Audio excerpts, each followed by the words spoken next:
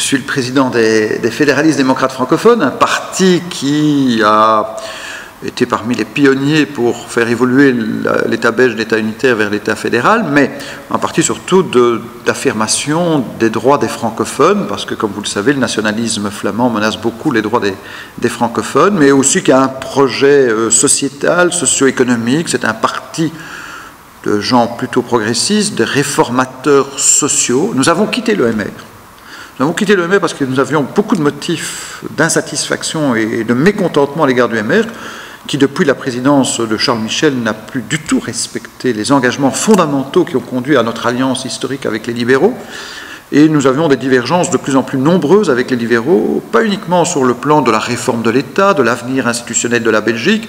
On considère qu'ils ont beaucoup trop cédé aux exigences des nationalistes flamands, CDNV en tête, mais aussi parce que nous avions des divergences sur la manière, par exemple, de concevoir le rapport avec les populations d'origine étrangère à Bruxelles.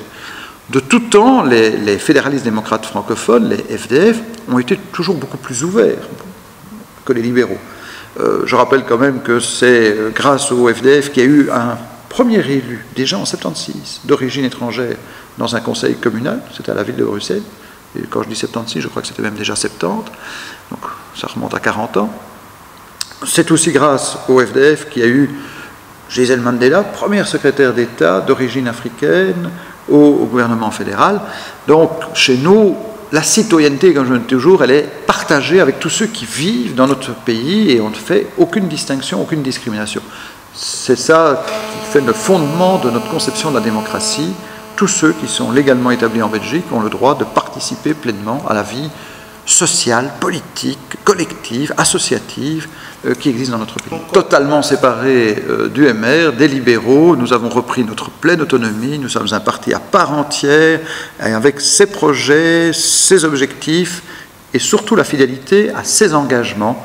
Vous savez, nous sommes, comme je le disais, le premier parti à avoir des élus d'origine étrangère sur nos listes, mais, donc ça remonte à 40 ans, mais aussi nous sommes un parti qui considère que la citoyenneté, dans le sens le plus fort du terme, c'est-à-dire le fait d'être reconnu comme participant pleinement à la vie collective, à la vie sociale d'un pays où l'on est établi légalement, cette reconnaissance ne peut pas souffrir de discrimination, quelles que soient vos origines, quelles que soient vos appartenances culturelles ou linguistiques. Vous êtes avant tout citoyen d'un État avant d'être de telle ou telle origine, tout simplement parce que vous vivez dans cet État et qu'on vous reconnaît des droits et des devoirs. Selon vous, selon vos idées, est-ce que les élections au Congo, ça s'est très bien passé ou pas? Certainement pas. Et j'ai dit trois choses essentielles au ministre des Affaires étrangères, parce que je trouve que le gouvernement belge et le ministre des Affaires étrangères n'ont pas une position suffisamment claire et suffisamment respectueuse de la volonté du peuple congolais et des électeurs. Alors, ce n'est ni le gouvernement ni les partis en Belgique qui doivent être les alliés de telle ou telle force politique au Congo. Nous n'avons pas à nous ingérer, nous n'avons pas à dire aux Congolais ce qui est le mieux pour eux. C'est l'expression démocratique. Et donc, pour être très clair, nous n'avons pas à être les supporters ou les partisans de telle ou telle formation politique, ni du gouvernement en place, ni du président qui s'est autoproclamé élu, ni de quelque autre groupement politique. Nous avons à dire avec la communauté internationale que la volonté des électeurs congolais doit être respectée. Alors tout le monde accepte aujourd'hui, même les États-Unis, même l'Union européenne, qui dans un premier temps avait été trop prudent à mes yeux, que les élections ne se sont pas déroulées, certainement dans la phase dépouillement, de manière régulière. On connaît le rapport de la mission de la Fondation Carter, mais il y a eu d'autres observateurs, d'autres ONG qui ont fait des rapports défavorables. Et on sait que le problème qui s'est posé, selon les témoignages recueillis, c'est dans la compilation des procès-verbaux des bureaux de dépouillement. Donc entre le moment où il y a eu un dépouillement au niveau local et l'acheminement vers le Centre national de récolte de tous les bureaux de dépouillement, là, visiblement, il y a eu des adaptations, des malversations, des manipulations, Et il y a un travail à refaire dès l'origine dans la compilation des procès-verbaux des bureaux de dépouillement, puisqu'on m'explique qu'à chaque bureau de dépouillement, il y avait des témoins des listes en présence, que chaque procès-verbal a été co-signé en principe par ces témoins, et que donc ce qui a été constaté dans les bureaux de dépouillement au niveau local semble avoir été fait correctement. Mais après ça, dans la longue période où le cheminement vers le centre national, il y a eu visiblement plus que des problèmes. Le FDF avait... Deuxièmement, ce que j'ai demandé, non, nous n'étions pas représentés. Okay. Deuxièmement, ce que j'ai demandé au ministre des Affaires étrangères, c'est que justement, la communauté internationale, soit les Nations Unies, soit l'Union européenne à tout le moins, soit une autre configuration, prenne l'initiative d'exiger de la République démocratique du Congo un recomptage et un dépouillement revérifié par une commission indépendante, qui devrait être composée d'observateurs neutres, indépendants, qui auraient le pouvoir de contrôler toutes les opérations de dépouillement. Et puis la troisième chose que j'ai demandé au ministre des Affaires étrangères, c'est qu'il invite fermement les autorités de Kinshasa à ne pas recourir à la violence, a fortiori à l'encontre de populations qui sont pacifiques, qui manifestent de manière pacifique, parce qu'elles contesteraient les résultats tels que proclamés par la Commission nationale. Et donc, il faut évidemment que l'État belge et le gouvernement usent de leur influence pour éviter le climat un peu de terreur que l'on relate aujourd'hui à Kinshasa, où il y a des blindés dans les rues, où l'armée occupe le terrain. Ce n'est pas... Il y a des arrestations arbitraires, il y a des morts. Ce n'est évidemment pas acceptable dans un état de droit que le lendemain d'une élection, quels que soient les résultats, il y ait de tels actes qui soient commis par les forces publiques. Si certes il y a lieu de veiller évidemment au respect de la légalité, il ne faut pas que les forces de police soient elles-mêmes amenées à recourir à des moyens d'intervention qui seraient contraires à la loi et qui menacent la vie et la sécurité des populations. Mais par rapport à ces trois interpellations, quelle a été la réaction du ministre ?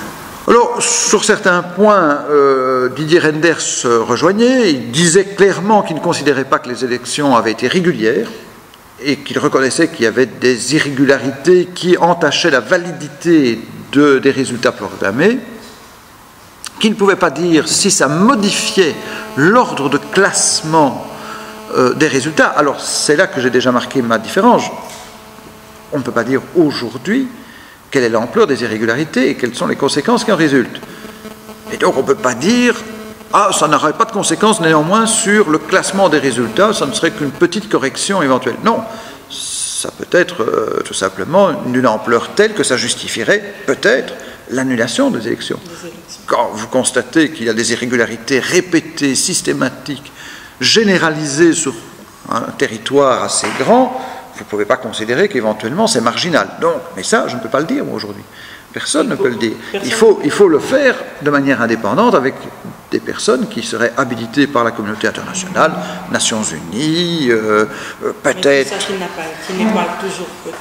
Qui n'est toujours pas fait. Et donc... Pourquoi cela il y a un certain... je vérifierai. Le ministre Reynders a dit qu'il reprendrait contact avec ses partenaires de l'Union européenne, avec la communauté internationale, pour voir ce qui pourrait être pris comme initiative. Je vérifierai dès la fin des congés parlementaires quels sont les résultats concrets des démarches qu'il aurait entreprises, ce qu'il a fait réellement, quels sont les résultats, est-ce qu'il y a une volonté d'exiger la mise en place de cette commission indépendante, ou est-ce que de la part du gouvernement belge, tout ça reste des vœux mais sans concrétisation. Moi, je continuerai à insister, je ne suis pas au gouvernement, je suis un parlementaire de l'opposition, mais je continuerai à interpeller le gouvernement pour qu'il donne suite concrète et précise à ces engagements. Donc les Congolais peuvent vous faire confiance aujourd'hui comme étant leur porte-parole auprès du gouvernement? Je suis le porte-parole du respect de la démocratie au Congo comme dans d'autres pays. À chaque fois que dans un pays, et on le voit dans d'autres pays, les élections et le suffrage universel ne sont pas correctement respectés et que cela conduit tout simplement à une sorte de mise en scène, voire tout simplement à une tromperie quant à la réalité du suffrage universel. Je crois que les démocrates, quel que soit le pays où ils sont, doivent se mobiliser pour faire respecter la démocratie. Et donc, je serai ce porte-parole infatigable. Et comme je dis, moi, je ne soutiens pas un parti au Congo plutôt qu'un autre. Moi, je n'ai pas de lien avec les partis existants au Congo. Ce n'est pas mon rôle. Moi, mon rôle n'est pas de dire c'est tel parti qui serait meilleur que tel autre. Je peux faire connaissance avec les partis au Congo. J'espère aller au Congo dans un avenir relativement proche. Ça fait longtemps qu'on me le demande et que je n'ai pas eu l'occasion d'y retourner. Mais je ne suis pas là pour soutenir quelqu'un. Je suis là pour soutenir le peuple congolais dans son exigence de faire respecter le suffrage universel et sa volonté. Je dis notamment au gouvernement belge, vous ne pouvez pas être l'allié de quelques partis ou personnalités qui représentent aujourd'hui le Congo. Vous n'êtes pas là pour conforter la présidence de M. Kabila ou la présidence potentielle d'un autre candidat.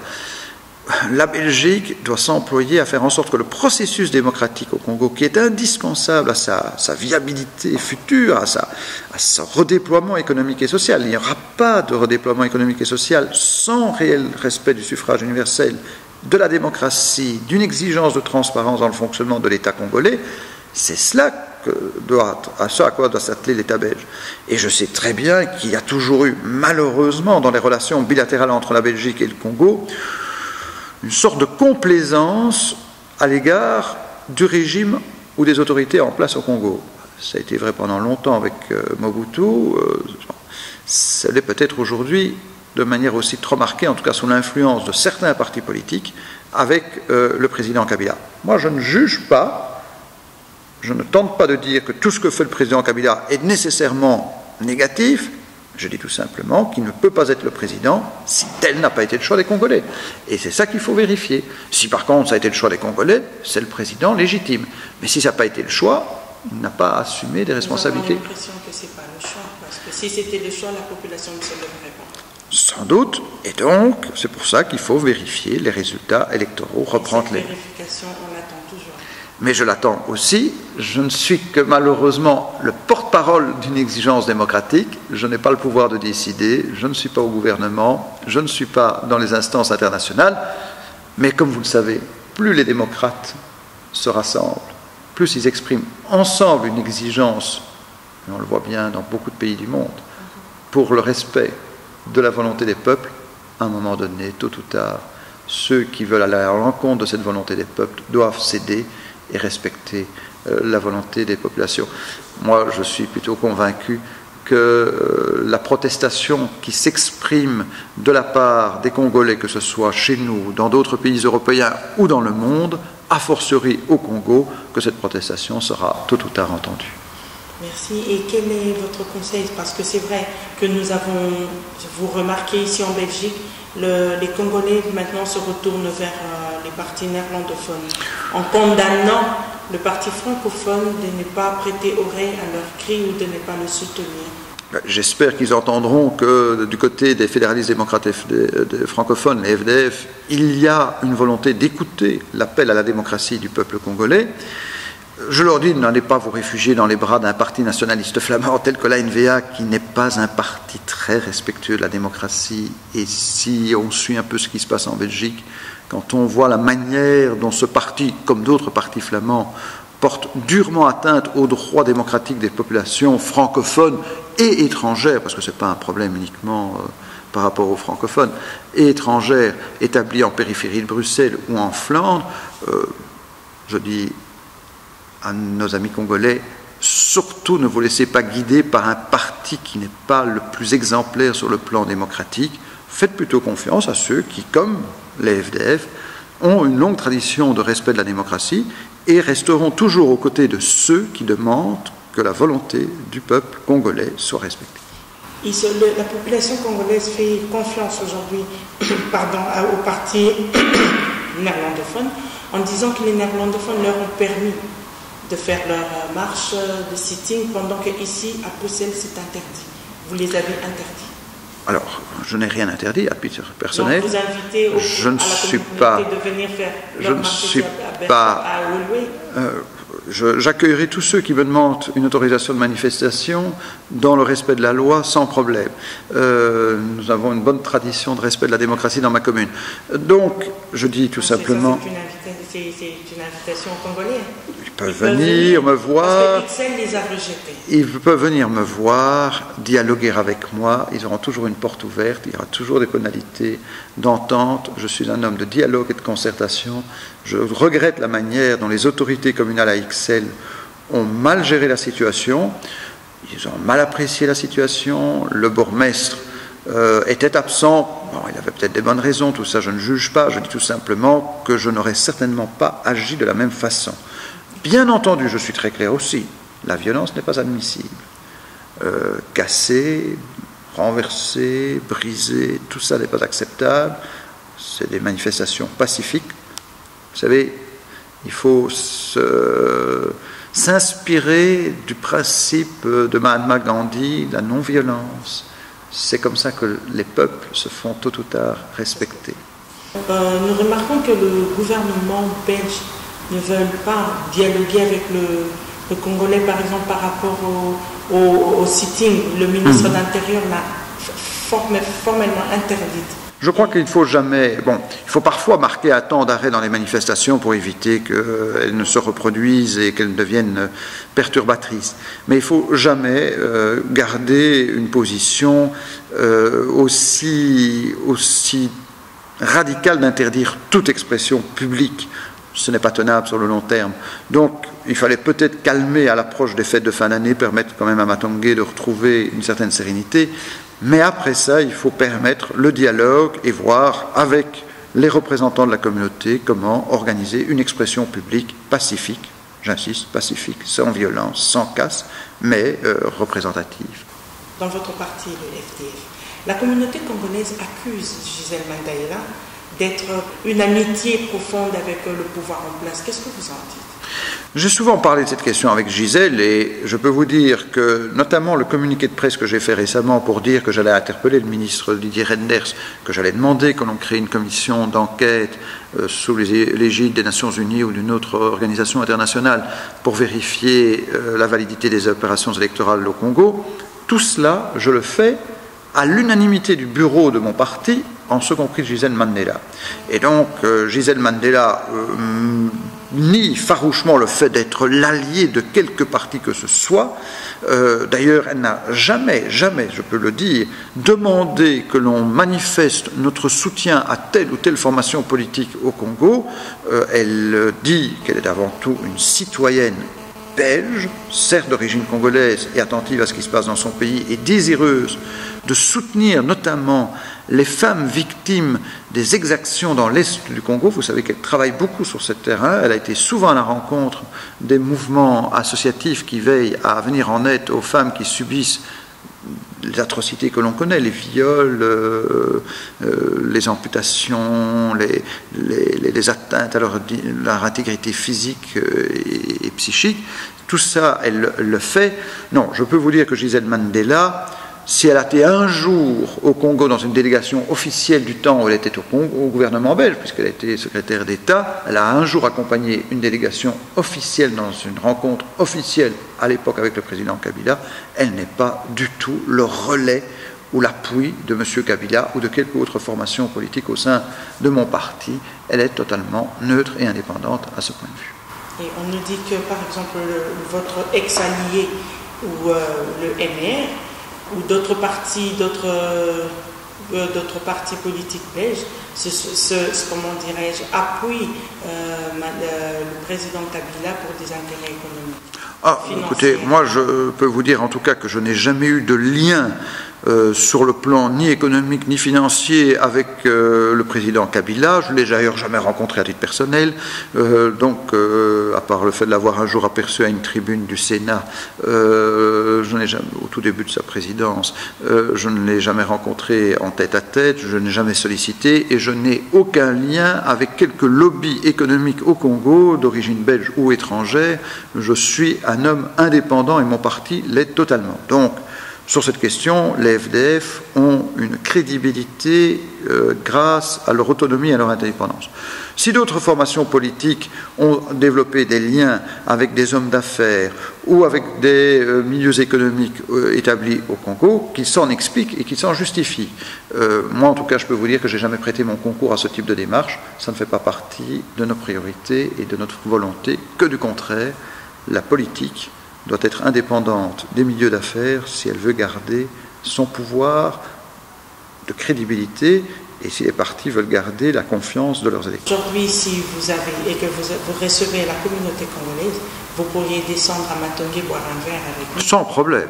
Et je m'étais promis de le faire aujourd'hui, mais j'ai dû malheureusement pour une raison familiale reporter cela, mais au mois de janvier, j'aurai le plaisir de venir rencontrer la communauté congolaise et africaine dans le quartier et d'avoir un dialogue paisible, serein et très ouvert. Comme vous le savez, je suis quelqu'un qui n'hésite jamais à recevoir, à dialoguer, car je crois que c'est ainsi qu'on fortifie la démocratie. Donc si nous comprenons bien, donc nous avons l'invitation, nous pourrions demander nous pourrions lancer l'invitation pour venir marcher ici, faire notre marche, faire nos sit-ins. Venez me voir, on verra comment nous organisons ça, mais vous n'aurez certainement pas une porte fermée chez moi, il y aura un dialogue et une capacité de s'organiser. Je souhaite tout simplement que les Congolais de Belgique, qui sont pour un bon nombre d'entre eux des Belges par la citoyenneté, sachent qu'il y a une volonté profonde dans beaucoup de forces politiques, et singulièrement au FDF, de concourir à l'affirmation de la dignité du peuple congolais. Le Congo et les Congolais ont été trop longtemps privés de leur capacité de redéploiement économique et social. Trop de forces étrangères sont venues piller le Congo, à tout point de vue. Je continue à piller. Trop d'États riverains du Congo cherchent, d'une manière ou d'une autre, à faire main basse, soit sur les richesses du Congo, soit sur des zones stratégiques au Congo. La souveraineté du Congo doit être respectée, l'indépendance du Congo doit être respectée, et cette souveraineté et cette indépendance doivent être avant tout au service du peuple congolais et non pas de quelque milieu que ce soit ou de quelque parti que ce soit. C'est donc ce travail-là qui nous attend, et sachez quand même que tout le monde en Belgique n'est pas les alliés d'un parti au pouvoir ou d'une force politique quelle qu'elle soit. Il y a beaucoup de gens qui souhaitent sincèrement que le Congo soit à nouveau un État respecté par sa bonne gestion, par sa transparence, par sa gouvernance démocratique. C'est la seule voie pour permettre aux Congolais de retrouver une dignité de vie auquel ils peuvent prétendre. Merci beaucoup. Merci de votre invitation et bonne continuation. Merci à vous.